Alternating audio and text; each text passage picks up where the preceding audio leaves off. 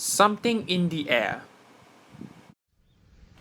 One day, Arthur was at the quayside of a small village. Fish were being loaded into his trucks. The work took a long time. The fishermen were using old equipment and Arthur was worried.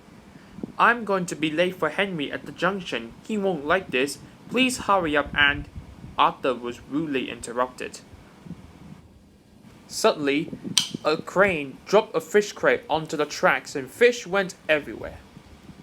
"Oh dear, now this is going to make me later still." But he was glad when the mess is cleaned up and he sped off to make up the lost time. As he approached the lighthouse, he saw a man waving a red flag. "What's the matter?" "High tide had damaged the track," reported the man. "I marked the spot." "We'll go and inspect," said the driver. He went down the line a couple of yards until he reached the damaged track. "It would be dangerous for heavy engines like Henry," agreed the driver. "But for Arthur, it's safe enough." The guard left a red oil lamp by the damaged track to warn engines. "When we get to the docks, I'll tell them to close the line."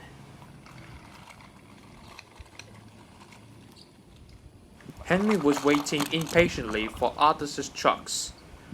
"Pooh, you are late, and that smell is making me ill."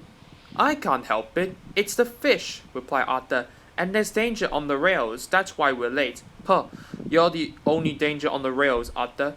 Now stop wasting time and get your trucks hitched to my train." Arthur's driver and fireman were in the yardmaster's office when they heard Henry's whistle. He was steaming out of the junction with his long heavy train called the Flying Kipper. "What route is Henry taking tonight?" asked the driver. "The coastal run is the quickest." "But I told you, that's dangerous for a big engine like Henry." The yardmaster quickly phoned the signalman up ahead. Henry roared past the signal box. "I'll soon make up for lost time."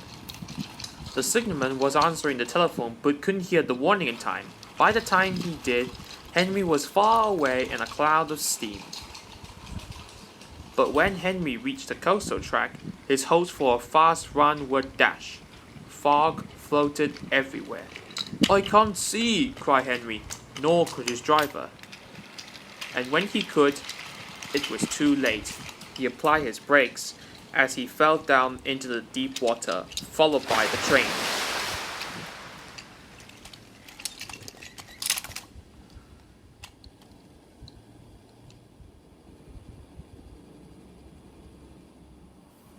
As soon as the tide was high enough, Henry was craned out of the water. "Engines don't swim, Henry. You were meant to deliver fish, not swim with them," said the fat controller. "You should know that by now." "Yes, sir. I'm sorry, sir." When Henry arrived at the docks, Cranky the crane looked down on him.